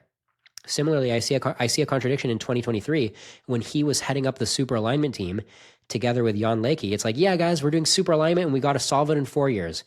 But also let's have OpenAI keep working on capabilities. I'm like, what? So I see Ilya as somebody who's been caught in too many of these self-contradictory positions. I don't really respect the way that he gets himself in those positions. And right now I consider it self-contradictory that he has an AI lab that he's secretive about. He's calling it safe superintelligence, which implies superintelligence better be safe. It would be disastrous to make superintelligence that's not safe. And yet he's not out there on the record being like, you need to shut down OpenAI. You need to shut down all the open source AI labs. This is not okay what's happening. Nope, he's not on record saying that. He just hopes to like come out riding out and getting out in front of everybody using even better AI technology than the technology that he gave to OpenAI. Get out in front like Superman, right? Like Superman catching somebody who's falling off a cliff. Like that's basically Ilya Sutskever's vision. He is basically a Dr. Isherwell from the movie Don't Look Up, being like, yeah, the asteroid's coming, but we're going to mine it and we're going to make it safe. We're just going to have total victory. All the things that we want to do here, both mine all the value out of it and make it safe. That's what I'm going to do with a new secretive project. And also, I'm not going to tell OpenAI that they're being reckless. It doesn't work like that. You just can't have a plan to do all of these different things. It's just overly ambitious. It's just foolish. Right? It's like you're not being realistic about what's actually possible for humanity right now. Jerry Hellman saying, compare Ilya's comments to John Sherman's. I mean, I think it's just different realms, right? I mean, I don't think Ilya needs to be canceled for that one comment. I'm happy to give him some charity and be like, okay, yeah, he was just joking about the bunker. He doesn't really expect to escape to his bunker. Fine. Okay, that's not my main beef with him. All right. Similarly, I would give him extend to Ilya the same charity that extend to John Sherman, where John Sherman is saying, "Oh my God, people would burn this AI company down if they heard about it." Extend him the charity of saying he is not whispering to people who are mentally unwell to burn the AI lab down. I'm happy to extend that charity as well. All right, I got some new questions coming in on the Substack. Let's see.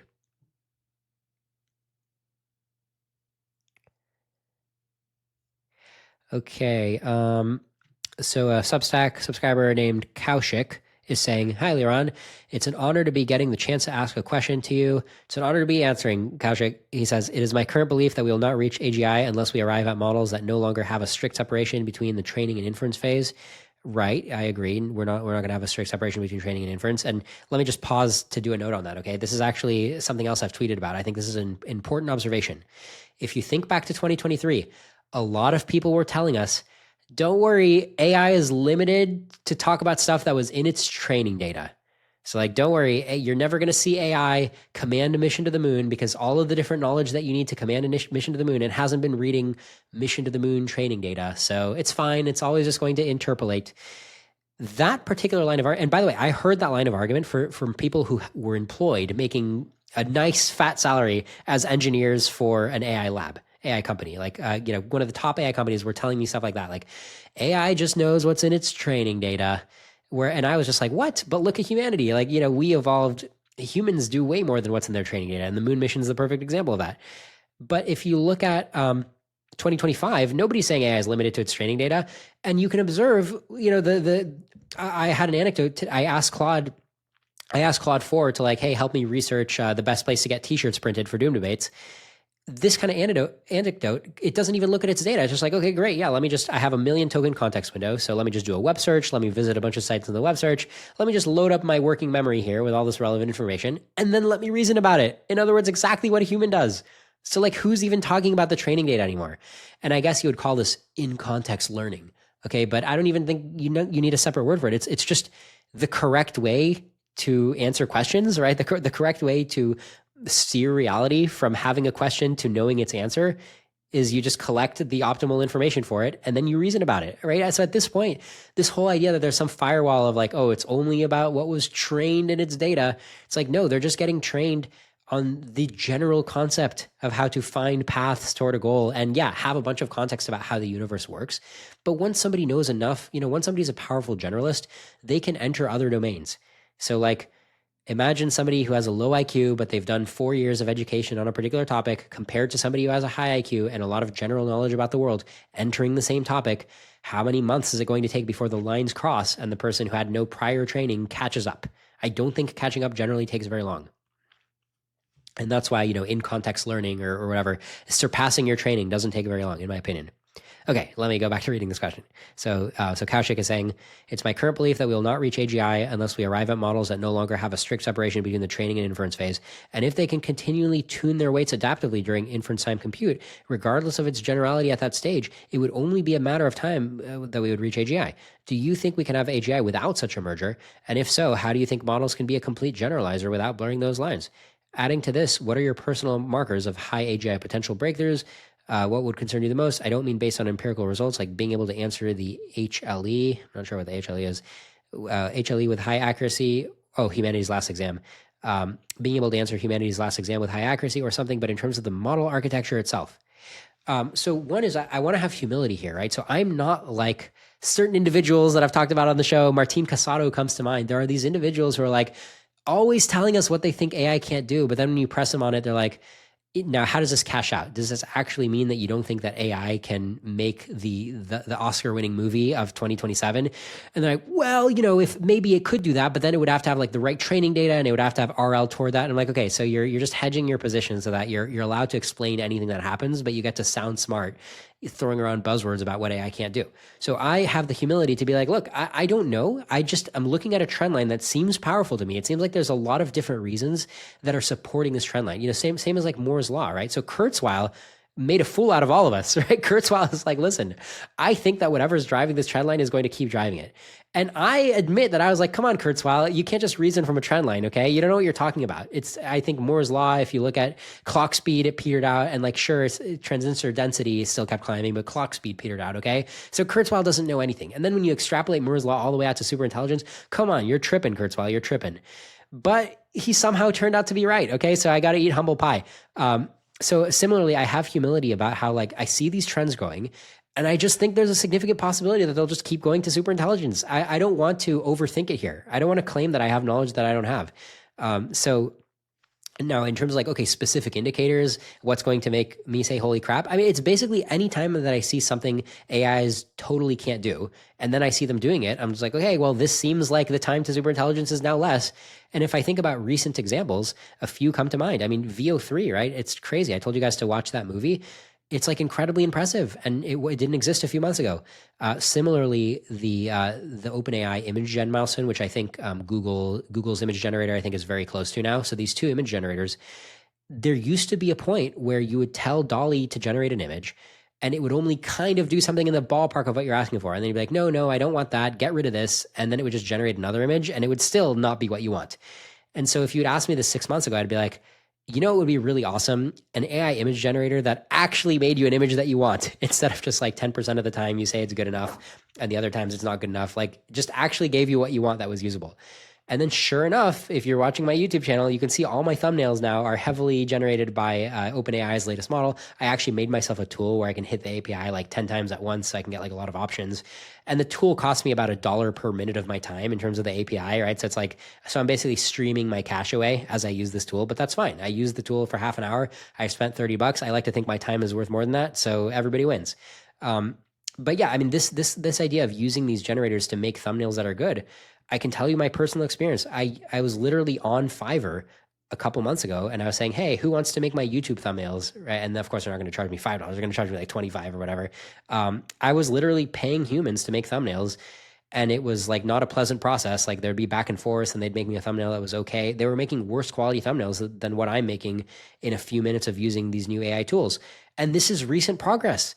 And so the question is like, how many more of these wow moments can I have before we're just at superintelligence? I think there's a finite supply of these kind of incremental steps. If you had asked me 6 months ago, hey, are we potentially plateauing? Might there be an AI winter starting now? I'd be like, sure, yeah, it's possible. But the last 6 months clearly proved me wrong. And similarly to the next 6 months, might there be an AI winter starting now?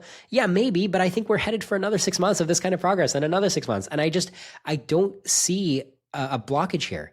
Right. And then, of course, zooming out, why would there be a blockage? Right. Why would the level of our brain in our head, why would this particular piece of meat designed by evolution, why would this represent any kind of limit? All right. I hope this isn't beating a dead horse for you guys, but like, look at birds. Right. When we start making airplanes, okay, the right flyer maybe can't even fly as fast as the fastest bird, but why would that be a limit? Why would we not just be able to fly faster than the fastest bird? Oh, hey, it turns out we can fly like 10,000 times faster than the fastest bird. What do you know? You know, birds used to impress us with like how fast they can get to places by flying. Now we're 10,000 times faster than them. Oh, what do you know? Surpassed evolution, right? So I think that that's going to happen with the human brain too.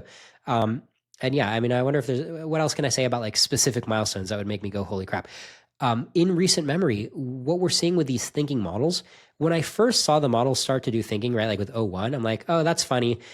What I discussed with Jim Babcock in a recent episode, like, yeah, they just took the idea of chain of thought where it says, hey, reason out your answer before you give me the final answer. So that's cute that they like put it in a separate stage and they like applied separate reinforcement to it or whatever secret sauce they did. That's cute. But now I'm like, man, this process that they call thinking, it's not even just thinking. When I asked Claude 4 to research like the best sites for me to get like rush order t-shirts, because we're going to be rocking cool Doom Debates t-shirts for less online. Hit me up if respond to my YouTube if you want to get a free t-shirt because you're coming to less online. Anyway, so I'm asking Claude how to get the best t-shirts yesterday on a rush timescale. And Claude isn't just thinking because, I checked the box saying like enable thinking. It's searching the web and it's compiling the results and then it's thinking about what it should do next. So that buzzword agency, right? So Claude is being an agent. It's doing tasks. It's saying, you know what? I think I'm going to pull the latest version of this webpage so I can scan that and see the latest offer that they're saying in terms of how fast they can ship the shirts.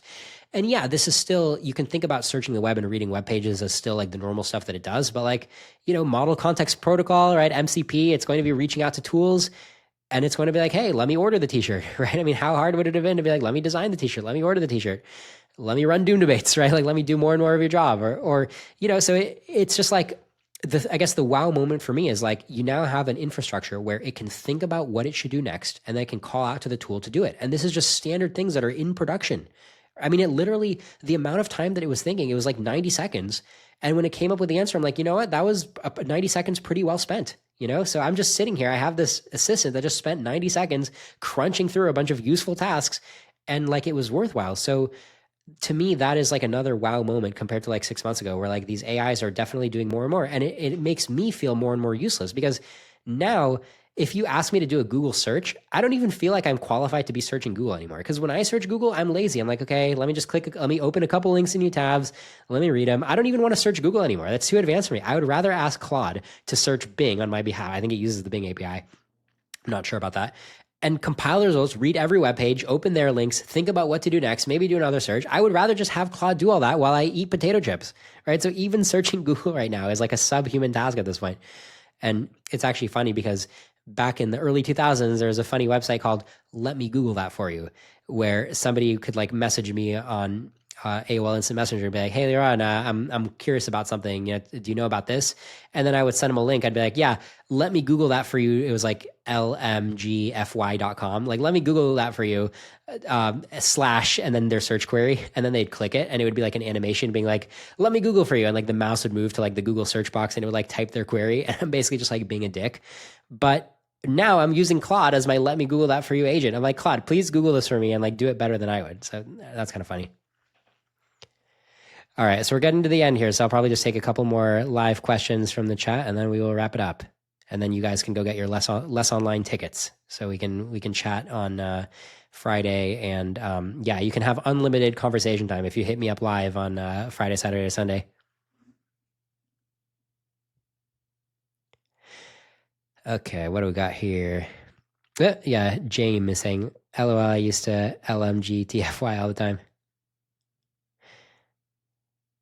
Okay, Blue Horizon is asking, why can't you understand that GI, general intelligence, is binary, just like Turing's universality is binary?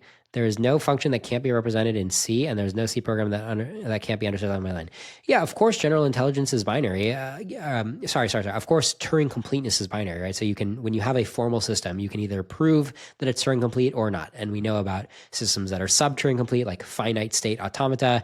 It can compute, but it's not Turing universal. But then you add in a couple more capabilities, and suddenly it is Turing universal. So this gets to the argument of like, can't you just like train a gorilla to be as smart as a human? Because as long as you just give the gorilla, like you just teach the gorilla how to do like an AND gate, right? How to do like a few Boolean operations. And then technically the gorilla can follow along to like everything a human does. It just takes the gorilla like a year of like tracing through the logical operation of NAND gates in order to understand like a sentence that a human just said. But it's just like, what's the point, right? It's just like what I said about plants. Okay, yeah, so like on some really drawn out, tedious timescale, humans can technically check every step of like a formal proof that the AI sent us. But like, so what, right? I mean, obviously, there's a major scale effect here, right? And this is by the way, is my argument on, you know, Searle's Chinese Room, how I said it's like a non-insight. Okay, yeah, when you imagine that Searle's Chinese Room is just a book that you can flip through and then just answer a question in Chinese by flipping through a guidebook a couple times, when you imagine it that way, something seems really weird and it seems like, you know, the intelligence is missing, but you're just not seeing the scale effect because the actual book needs to be really, really huge. The book needs to have like quadrillions of bits of information or whatever scale is in the memory of GPT, right? Really huge scale, like a lot of these H100s. So you need to somehow serialize the contents of a lot of weights and a lot of H100s into this giant book, much bigger than the World Book Encyclopedia. Oh, and the part where you flip through it, yeah, you need to flip through it for like a year to answer like one simple question. So once you actually draw out the scale of this, it's like, oh, okay, yeah. It's kind of like saying how like a gorilla can reason or a plant can reason. It's like, yeah, this is technically happening, but it's like so slow. And then if you make it happen at human scale, oh, you get something that looks like a brain where like the neurons are like flashing really fast and there's a lot of them. So that's like what I think basically. So when you're telling me like, come on, Liron, intelligence is binary. Yeah, it's binary, but there's like major scale effects here, right? So like anybody can tediously have, you know, an ape trace through their intelligence, but it just doesn't really work in practice.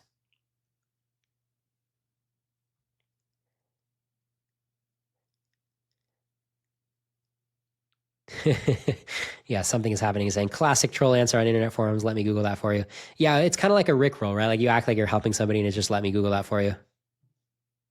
I mean, one funny thing is it's now a regular occurrence. It happens like once or twice a week where my wife texts me a question like, you know, oh, do you think this public school is going to have this for our son? You know, like where should we enroll him? And then my whole answer is like, you know, linking her to, or like, actually, I don't even think she has ChatGPT Pro. And so I will just ask ChatGPT Pro or like one of my AI subscriptions, and then I'll just like send her a screenshot of the answer. So I'm basically like, let me chat that for you from the perspective of my wife. But it is actually interesting to me that in my mind, I just imagine that once I've done that to my wife like a dozen times, she'll be like, oh, wow, I should really pay for a GPT Pro subscription, right? Like she'll get the message, but she keeps preferring to text me. So let's see how long that lasts. But actually, you know, in my wife's case, I already know she's searching Google and then she's using maybe not AI mode, but she's using like the AI answers, right? So she's already becoming like an AI user just by virtue of Google, which by the way, I really think Google is a good investment right now. I think they're probably going to leapfrog OpenAI just because I do think their integration into Google search is getting really, really good. Like I'm pretty happy to search Google right now. And I think their progress of development is really fast, and they have a ton of resources, and they have the search business that's actually making the company profitable instead of OpenAI, which is still wildly unprofitable. So even though OpenAI has gotten crazy traction, my number one horse to bet on right now is Google. So like I said, I'm buying Google stock. I bought some Google calls that I recently got lucky, and I got a 10x return on Google calls before I sold them, and then it crashed right after. Anyway, so I'm playing the stock market a little bit. Just so you know, though, I'm not being reckless. The way that I play the stock market is I'm just like, let me venture an amount that I don't care too much if it disappears, like $1,000, and I'm only putting it on bets that I hope are going to 10x. That's like how I roll. So that way I can just like forget about it. Okay, I lost $1,000, whatever. Like, I still have like a larger portfolio than that. So I'm like, okay. But then once in a while, I'm like, sweet, I made 10x. And of course, roughly that happens like 1 out of 10 times, right? Because markets are efficient. Anyway, that's just how I roll, if you want to know the way that I personally like to gamble. All right, so I'll just do the last 1 or 2 questions here.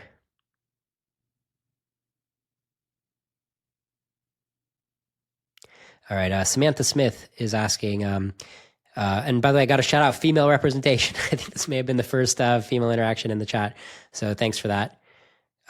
Okay, do you think that incentive structures like, say, platform cooperatives in comparison to commercial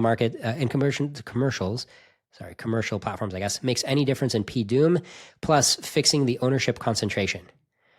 Let's see.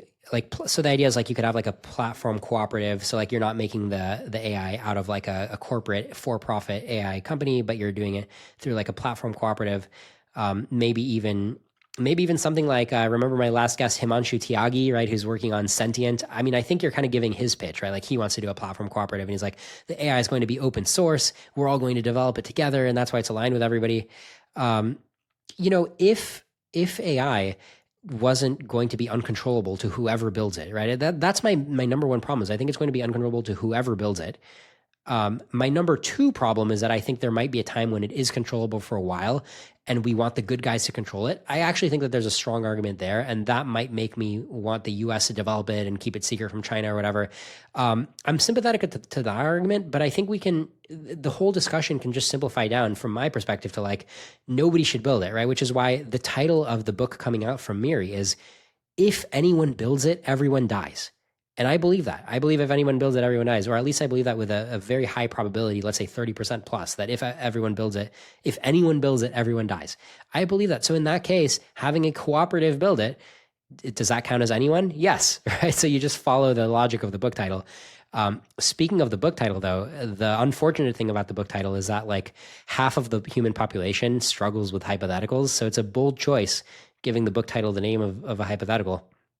If anyone builds it, everyone dies.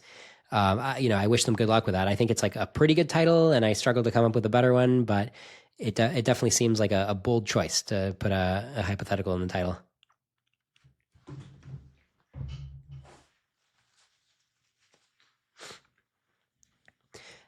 All right, so we're coming up on the end here, but this is definitely fun. I plan to do these more. I've been traditionally doing them to celebrate subscriber milestones, like this is a 5,000 subscriber Q&A. I plan to do them more regularly. Certainly when you guys are paying for my premium tier, like if you go to Substack and pledge $10, I guarantee that premium subscribers will have at least 1 Q&A per month. That seems like a standard premium thing. But for all of the peasants out there who want to just do the free content, I'll try to have more Q&As as well. All right, so I'll take the last question here. Let's see who gets the last question.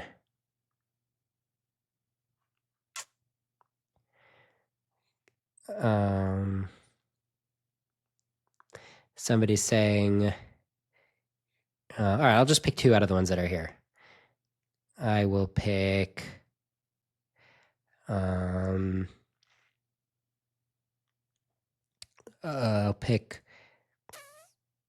why does everyone think UBI and profit sharing is a thing? I don't know.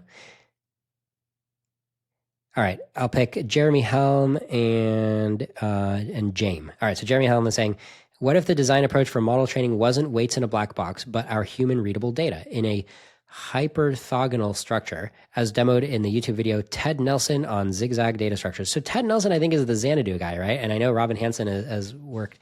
I think he is. I don't know. So Ted Nelson on zigzag data structures. So this gets to something that Eliezer Yudkowsky has pointed out, which is saying back in like 2010 or in like the heyday of the less wrong sequences, Eliezer was thinking it was very likely that building AI would be made out of parts that we understand. And I think a classic example of that is Bayesian networks, like Judea-Pearl, reasoning networks. You look at a Bayesian network and it's like, oh, wow, yeah, this is really elegant. This represents like a structure modeling beliefs and how beliefs affect other beliefs. Bayesian networks, I was kind of on the same page personally. I was like, yeah, we're just going to get better at like extending Bayesian networks so that we can just like model how the AI is reasoning about the world. And then it'll be like human understandable. It'll be like these nice high level structures. And boy, if I updated on that, if you listen to my discussion with Jim Babcock, we have a lot of good conversation on this topic, which is like, yeah, it's just, there's a lot of quantity. So like, if you want to understand how something works, sure, you can have a Bayesian network, but it's probably just going to have thousands of nodes. And when you look over it and you're like, yeah, it's kind of human understandable, right? Like you can make circuits within it. Like you can do mechanistic interpretability on one of these complicated Bayesian networks, but there's just a shitload of nodes. There's so many nodes that like, do you really understand it? You're not going to like get an intuition around it. It's just a structure. And you can load it into your head because the human brain is actually big enough to have these kind of Bayesian networks that have thousands of nodes in them, but it's not big enough to like reflect on them and have the conscious mind intuitively explain what exists inside it. You see what I'm saying? It's like the reflective level just can't contend with the low level. I can't tell you what's going on in my neurons. I can't print you a debug output of my neurons, but my neurons probably do look like a network with like a lot of nodes in it. So that was kind of the disappointment we learned is like, yeah, you can build these networks, you can build neural networks, you can understand the neural networks, but they're just going to have thousands of nodes in them to understand something interesting, and you just can't explain it. And to be fair, people like Dario and Ilya Sutskever and Jeffrey Hinton and Jan LeCun, to be fair, and let's give credit with credit is due. I'm not a fan of Jan LeCun, but he definitely gets credit for this. Is like he was thinking on these lines. I don't even know how early. Certainly, I think by 2010 he was thinking along these lines, probably earlier. And like I wasn't, and he was, right? So point in favor of Jan and against Eliezer, right? Let's call the points fairly here. But anyway, so to this question now, Jeremy Helm saying, what if the design approach for model training wasn't weights in a black box? So yeah, like I think we can get kind of far with whatever you want to zigzag data structure. I'm not familiar, right? You can get kind of far with understandable data structures, but at the end of the day, I also think you're going to get a lot of mileage for intelligence by just having structures that we can't intuitively explain. Too many nodes, basically. And that is going to suck because you can easily smuggle in a lot of beliefs into those nodes that it's going to be rough. It's going to be rough to be like, oh, well, I can mechanistically interpret what's going on in this Jupiter brain because I found enough circuits. Like, good luck with that, okay? It doesn't seem like that's how we're going to survive, in my opinion. Okay, I'll take the last question I want to take from James. How are you holding up genuinely? The news has been a lot lately. Where are you at with your thinking emotionally, and what might you want to see in 2 months? So emotionally, I did a tweet about this like a week ago, which is saying like, look, doom is not emotionally real to me. Okay. So in terms of like what my subconscious believes every day, my subconscious just thinks that I'm in the tech industry having a good time and loving the product launches. Okay. That is what subconsciously Liron is reporting. My rational brain is just being like, this looks like we're just navigating the kayak over the waterfall, right? Like my rational brain is like, we're navigating the spaceship into the black hole. Like this, we're putting the microphone next to the speaker, positive feedback loop. That's what my rational brain is observing. But yeah, I mean, at heart, I'm just another startup tech guy, right? And enjoying the progression. When is my emotional brain going to get in sync with my subconscious brain? Probably when I see my personal life getting disrupted. So like, the power goes out and it's like, oof, this power outage, maybe it'll get restored, but there's not going to be many more bursts of power before the power is gone for good, right? Like this is really bad. I just listened to a really good podcast about the Titanic sinking. This Noiser Network, highly recommended podcast. The Titanic story is quite interesting. How disasters happen and how people react to them, like in real time or in the moments leading up to them. So I guess, I'm a passenger on the Titanic, right? And most of the passengers didn't panic until pretty late in the game. So I think that's going to be the trajectory of my emotions, where I'll just get more emotional late in the game as I'm like, oh, the lifeboats are gone. The lifeboat was the chance to pause AI before it was like clearly super intelligent and the agents were running around taking over computer assets in a way that human teams had a really hard time getting them out of those computers. Like that would have been the time to like jump in the lifeboat, but lifeboats have all been gone off now. And now it's just, the cold water. So in terms of how I'm doing, I'm doing fine, no complaints. and maybe we'll get lucky and somehow we won't be doomed and I'll just keep doing fine. I do consider that like a possible scenario, right? The Mike Israetels of the world are telling me that that's what I should expect. And I hope they're right. And if they are right, then my emotions will never miss a beat in order to get into that out, because that's what they already expect. And one thing I wrote in my tweet is the reason why my subconscious isn't listening to my emotion. There's an evolutionary explanation why, which is my subconscious evolved to know that my rational brain had nothing to say about doom, right? There's no evolutionary pressure to have your subconscious mind listen to your rational brain's advice about whether the world is doomed. That has zero evolutionary value. That did not help my ancestors survive by listening to their rational brain tell them about whether or not we're doomed. So my subconscious just thinks that my rational brain is entirely just here to BS and argue for having a bigger share of the tribe's resources and argue for having the tribe do things that benefit my family and my genes. And anything else that my rational brain is going to tell it about like the world at large is really just motivated BS, right? That's what my subconscious thinks. And so my subconscious is just thinking that the only signals of how to feel should just come from, social status and resources, right? Like how's my bank account doing, stuff like that. And it's doing fine. So, all right. So I hope that answers your question. Yeah. Subconscious knows I'm a word salad. That's one way to put it. All right, guys, I'm going to wrap it up now. For those of you who didn't get to catch the whole thing, I'll be publishing this on my channel, probably unedited. And I'll just put in one more plug. Please come to Less Online. It's a really fun conference. If you've ever enjoyed any kind of conference, this is probably the best, the king of all conferences in terms of like how cool it is to come and how many cool interactions you can have. Lighthaven is a very intentionally designed space to have these kind of cool interactions. And also, if you come there, hit me up. They don't have sponsorships. Okay. So if you guys are coming to Less Online, we got to do this on the down low. Okay. It's essentially smuggling. So I'm just going to have a backpack. I'm going to have extra free t-shirts that you can have if you want to represent Doom Debates. I'm not going to be giving out swag per se, but if you come up to me and say the magic word, the morning bird rests on the jub tree, then I will open the backpack and you can reach your hand in and take one of the t-shirts out, and it'll just be a totally non-financial transaction. All right, let's wrap it up. Thanks for coming, everybody. Have a great rest of your week.